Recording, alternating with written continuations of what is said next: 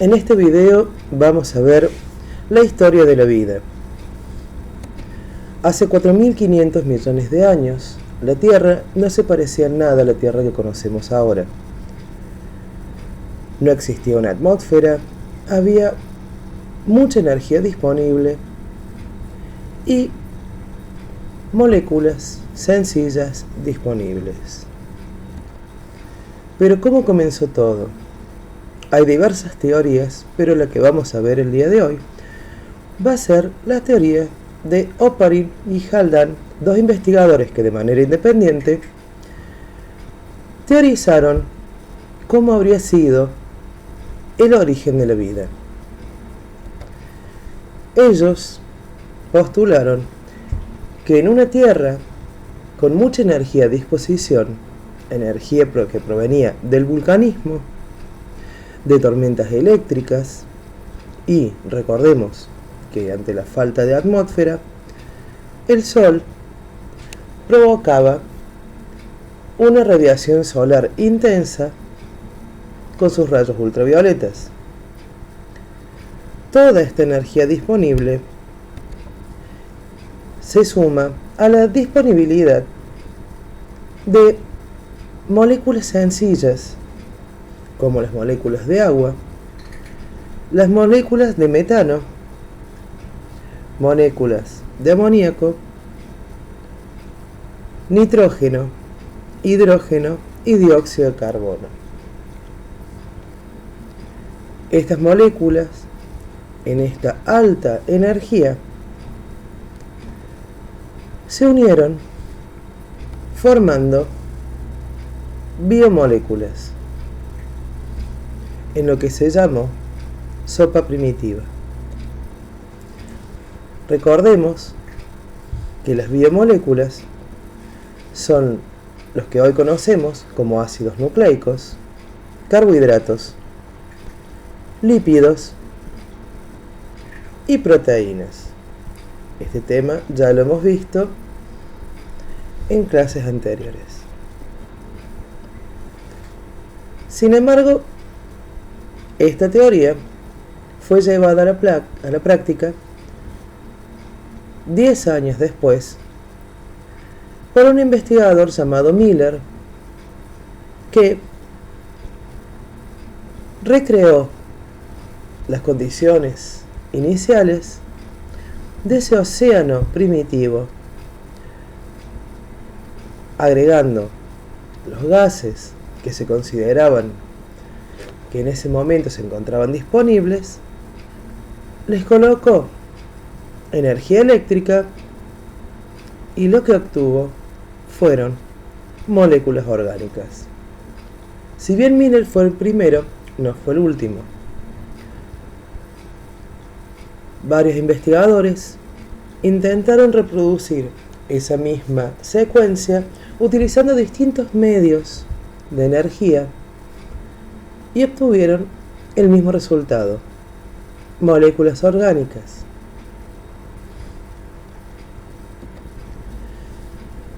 Recordemos que las proteínas son el material estructural, los ladrillitos que forman las células.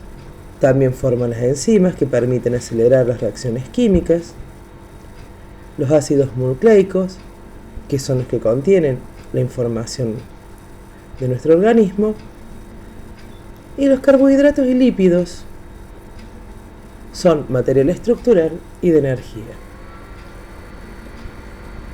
Volvamos a la secuencia siguiente. Recordemos que si agitamos agua con lípidos, lo que vamos a obtener son micelas. Los lípidos, recordamos, poseen una cabeza hidrofílica y una cola hidrofóbica. Naturalmente, los ácidos grasos forman películas y si los agitamos, se transforman en micelas espontáneamente. Si recordamos La membrana plasmática de las células está formada por una bicapa de fosfolípidos, la misma estructura que se forma espontáneamente.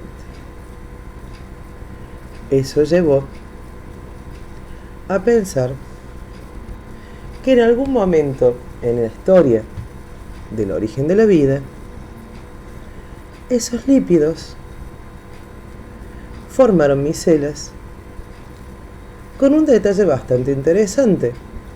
Dentro de ellas, en una solución, existieron moléculas que comenzaron a realizar reacciones químicas, lo que conocemos como metabolismo, que comenzaron a producir energía que les dieron cierta independencia a estos nuevos productos que se llamaron coacervados.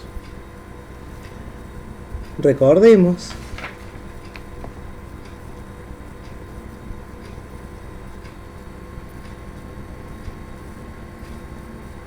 que si ya tenemos un metabolismo, ya estamos a un paso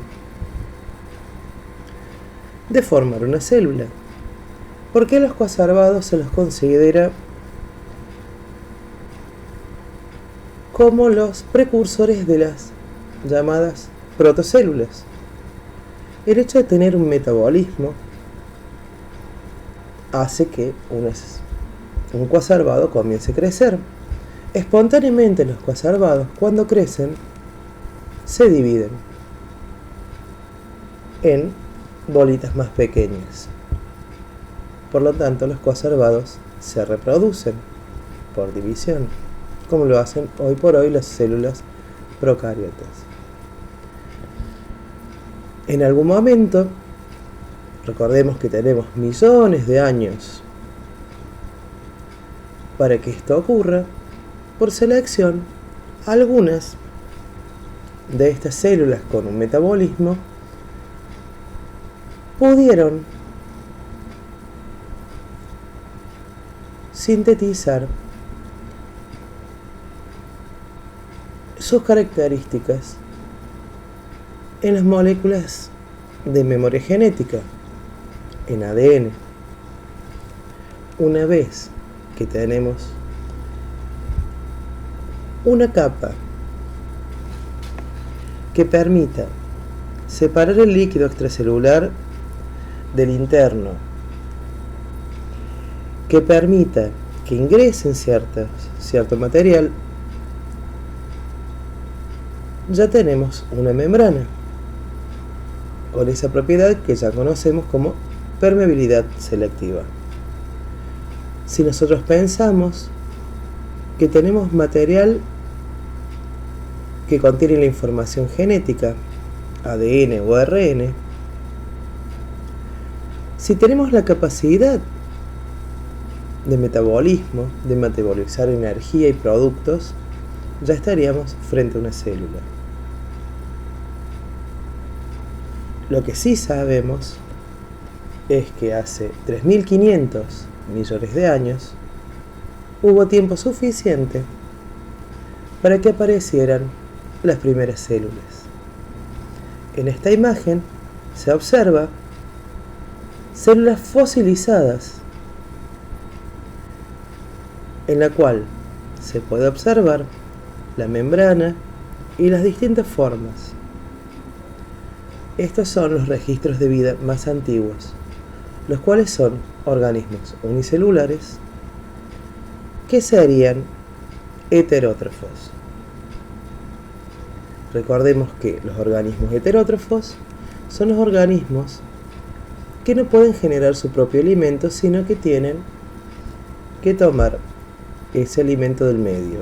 En este caso, ese alimento serían esas macromoléculas de la sopa primitiva.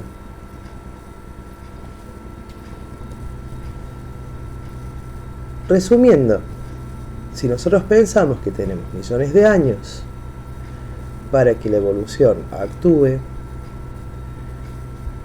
separando lo que funciona de lo que no funciona, teníamos las macromoléculas iniciales que formarían coacervados, cuya característica sería poseer un metabolismo que les permita nutrirse y reproducirse. De allí, por selección, aparecerían las primeras protocélulas.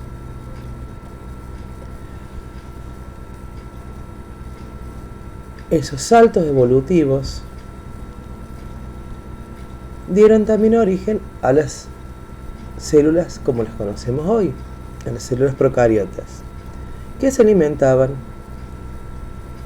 repito, de esas moléculas orgánicas de ese caldo primitivo.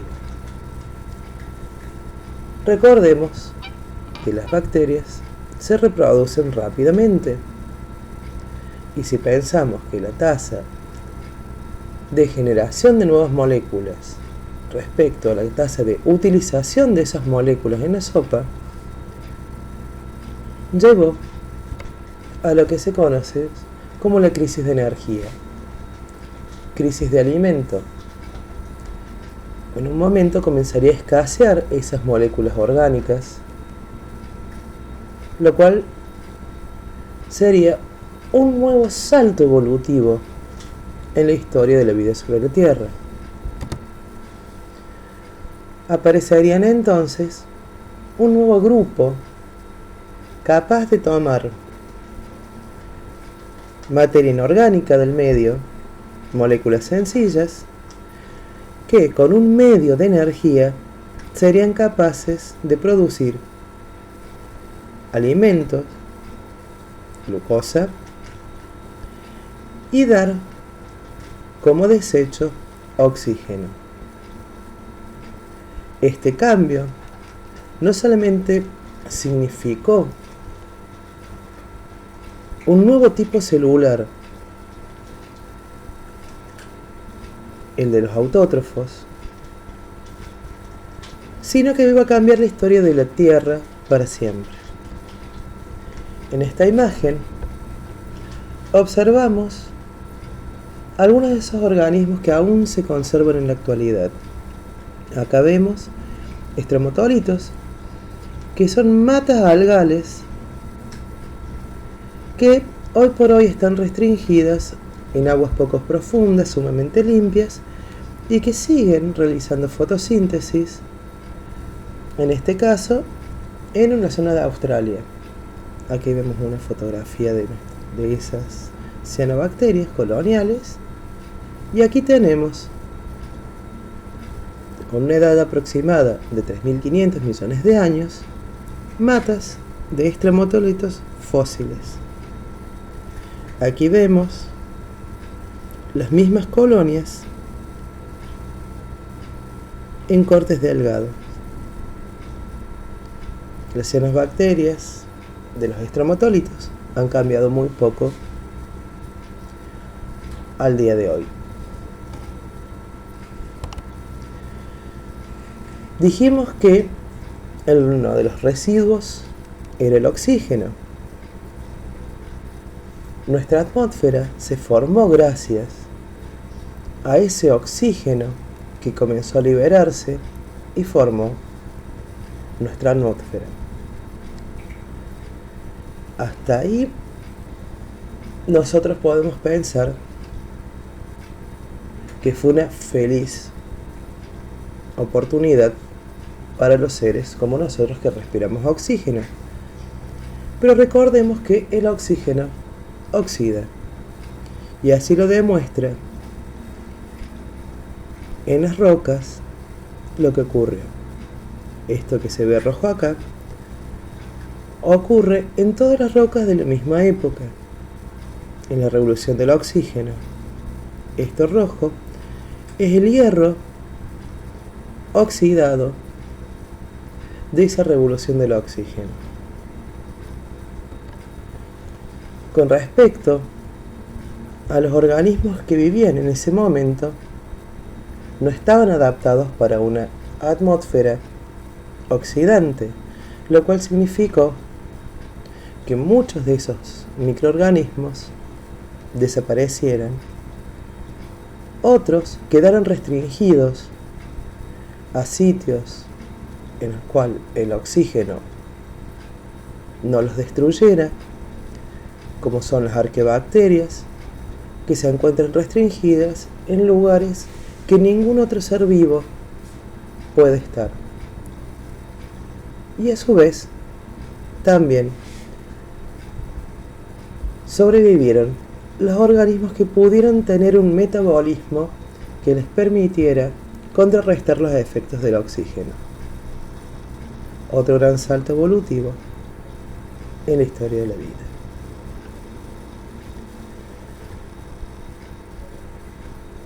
Dentro de este nuevo marco de existencia va a surgir un nuevo grupo en la Tierra, las eucariotas. Recordemos que las eucariotas tienen una característica muy importante: eucariota con un núcleo verdadero. También recordemos que tienen como característica tener orgánulos de doble membrana. Esos orgánulos de doble membrana son mitocondrias y cloroplastos. La historia de cómo surgen las mitocondrias y cloroplastos al día de hoy se conoce como teoría endosimbiótica. Una investigadora norteamericana, Lynn Margulis, propuso que una antigua célula, en su búsqueda de alimentos, fagocitó, ingirió un tipo de bacteria que tenía una capacidad bastante elevada de generar energía. Como un suceso afortunado, esa bacteria no se transformó en comida, sino que se conservó, y al tener más energía gracias a esa célula ingerida, y la célula ingerida tener protección adentro de esa célula, se formó con millones de años lo que se conoce como una simbiosis, en la cual ambos organismos se resultaron beneficiados. Posteriormente, ese mismo proceso ocurriría con bacterias fotosintéticas como las cianobacterias que vimos, y daría lugar a las células vegetales eucariotas. Esto se encuentra no solamente evidenciado por las estructuras de que tanto cloroplastos como mitocondrias tienen su propio ADN, sino que además los ribosomas que poseen estos organelos son los ribosomas propios de células procariotas.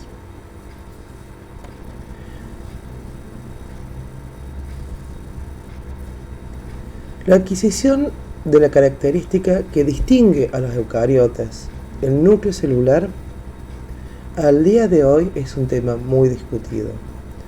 Algunos consideran que es una invaginación de la membrana, pero aún no hay nada resuelto.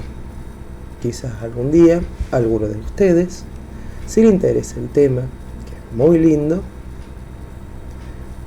pueda descubrir cuál ha sido el origen de esta característica.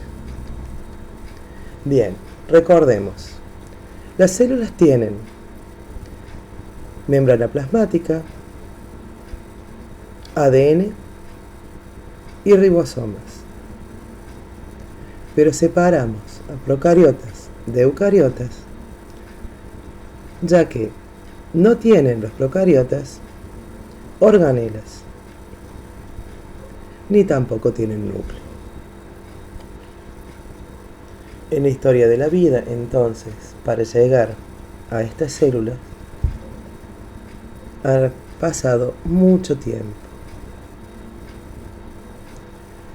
Recordemos que dentro de los procariotas tenemos nuestras viejitas las arqueas, nuestras amigas las bacterias que colaboran en nuestras vidas, desde el pan hasta la cerveza, y las eucariotas, con su reino protista unicelular, el reino de los hongos, los animales y las plantas.